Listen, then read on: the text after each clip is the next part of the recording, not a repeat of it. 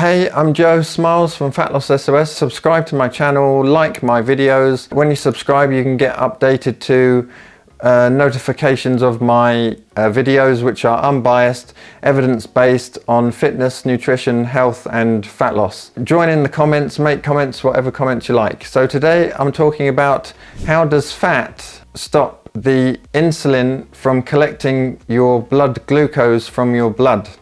So what happens is when you eat fat, it interferes with the insulin signaling, which then stops the insulin picking up the blood glucose in your blood to the receptor site, the insulin receptor, interferes with that, which then causes an increase in blood glucose levels, which is hyperinsulinemia, and that can then develop into cardiovascular problems such as diabetes and stuff like that. So when you eat, your body produces insulin from the beta cells in your pancreas that then go into your bloodstream. Then your insulin collects onto the glucose with a protein called glucose transporter 4, or GLUT4 for short. It then transports that glucose, the insulin molecule, to the receptor sites, which are receptors on muscle cells and liver cells. A channel is then opened, and then the high levels of fat in your blood, especially saturated fat,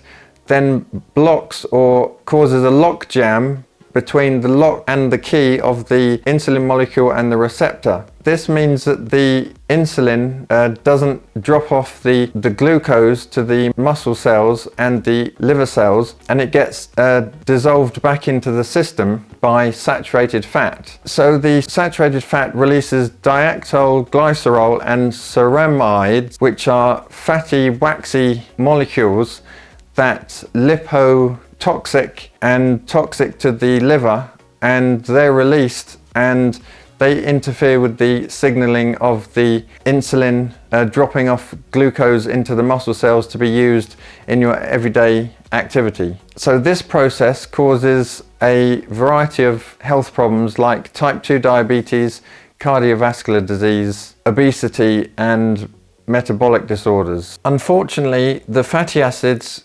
create diacylglycerols and ceramides, which are waxy fatty acids produced from saturated fat. They interfere with the insulin signaling, so they cause a variety of conditions including neurodegenerative problems, cancers, obesity, diabetes, metabolic diseases. They interfere with the ability for the insulin to activate the key proteins involved in the glucose transporter 4 to enable the insulin to communicate with the insulin receptor to drop off the glucose. And essentially it causes a log jam at that point, the lock and key of the insulin and the receptor, and it impairs the insulin's ability to facilitate the glucose uptake to the muscle cells and the liver cells. Over time, diacylglycerol and ceramides, they interfere with insulin signaling, and they actually decrease the number of receptors on your muscle cells and in the liver cells, because they cause them to become dysfunctional and they die off. Now, it seems very fashionable at the moment for fitness or social media influencers to push a very high saturated diet, but the evidence of that being healthy just doesn't stack up. So you want to have the recommended amount of saturated fat per day is 5%, or at the very most 10% of your total calorific intake per day, which in terms of grams, for men that's 20 to 30 grams of saturated fat per day, and for women it's 10 to 20 grams of fat per day. But don't just take my word for it. Okay, so here's a study 1. Effects of saturated fat, polyunsaturated fat, monounsaturated fat and carbohydrate on glucose insulin homeostasis. It's a systematic review, a meta-analysis of randomized controlled feeding trials in 2016, so it doesn't get better than this. It was the first study to quantify the effects of different fat and carbohydrates on the development of diabetes, blood sugar and insulin sensitivity in their ability to produce insulin, blood glucose levels.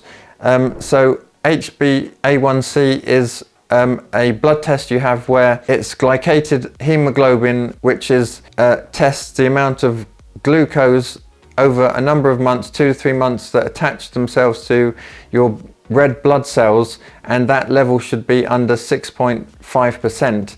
And they found that saturated fat dramatically increased that percentage, which is unhealthy. So that leads to insulin resistance, lack of insulin sensitivity, and a risk of type 2 diabetes. But they found that puffers help to reduce the toxicity of the saturated fat. They also found that red meats and processed meats increased diabetes, and that saturated fat had a higher incident rate of diabetes and cardiovascular events. They also concluded that muffers, so mono unsaturated fats, improved blood glucose levels, insulin resistance, and puffers increased long-term glucose control and also improved insulin resistance, and that was in replace of saturated fats. Okay, let's look at study number 2, entitled How Excess Dietary Saturated Fats Induce Insulin Resistance 2021. So this explains that saturated fat increases the risk and progression of type 2 diabetes by suppressing the production of insulin from the beta cells in the pancreas through glucolipotoxicity.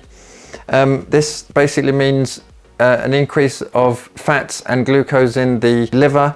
This raises blood glucose levels and reduces the number of insulin receptors by up to 50% on the muscle cells. So it causes apoptosis, which is cell death of saturated fats, cause cell death of the insulin receptors on the muscle cells and in the liver cells. Saturated fats can cause beta cells to die off from animal fats when you're eating from animal fats between 30 and 60%. This leads to hyperinsulinemia, which is high insulin levels in your blood, because your insulin is then no longer able to lock onto into the insulin receptors, because the insulin receptors die off, apoptosis, and the protein that helps that process, the GLUT4, can't do its job, so it can't drop off the glucose into the muscle cells and the liver cells. So to summarize this paper, saturated fat plays a crucial role in the development of type 2 diabetes.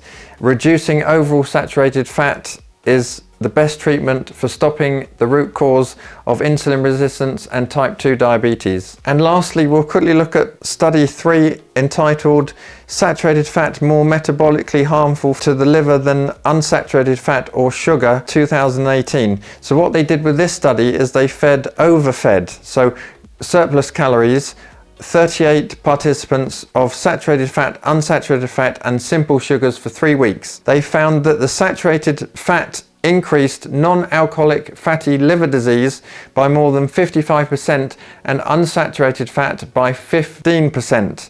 So the carbs increased intrahepatic fat by only 33%, and most of the sugar, 98% of it, was used up through the process of just moving around and moving your body. The reason why carbs caused such a low increase in non-alcoholic fatty liver disease is because of the metabolic process of de novo lipogenesis, which is Latin for de novo, again turnover of Latin for lipogenesis, which is lipo, process of fat. So converting carbohydrate to fat is a very complicated metabolic process, and your body will do everything it can to not convert carbs or simple sugars into fat. It just prefers to have fat be taken on as fat. So that's the reason why the saturated fat caused the highest amount, 55%, of the non-alcoholic fatty liver disease increase. They found that saturated fat also increased lipolysis, which is the storing of fat.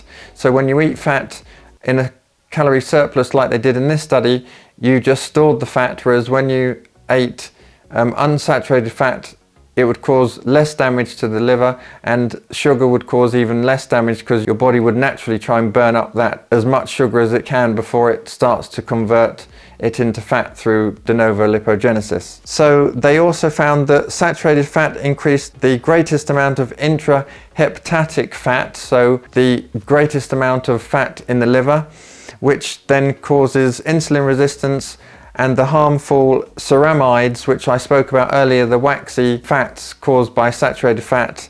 Therefore, decreasing saturated fat reduces intrahepatic fat and non-alcoholic fatty liver disease, and also diabetes. So I hope you found that interesting. It's a very complicated process, so forgive me for thinking off the top of my head and explaining all this. It takes some time to get my thoughts out onto the camera. Those of you who have been brainwashed by social media influencers that it's got to be saturated fat, saturated fat, saturated fat is the best thing. It's not the best thing. I've gone through 3 great studies that prove that you've got to reduce your saturated fat to women 10 to 20 grams and men 20 to 30 grams per day maximum, and 10% of your total calorific intake. Saturated fat dramatically reduces if you're eating in a surplus non-alcoholic fatty liver disease, obesity, cardiovascular diseases and diabetes, and how saturated fat and the molecules that it produces also cause the cell death of the insulin receptors in the pancreas and the beta cells, and also the receptors on muscle cells, so your insulin can't work efficiently to drop off the blood glucose. So make any comments you want, and thanks for listening.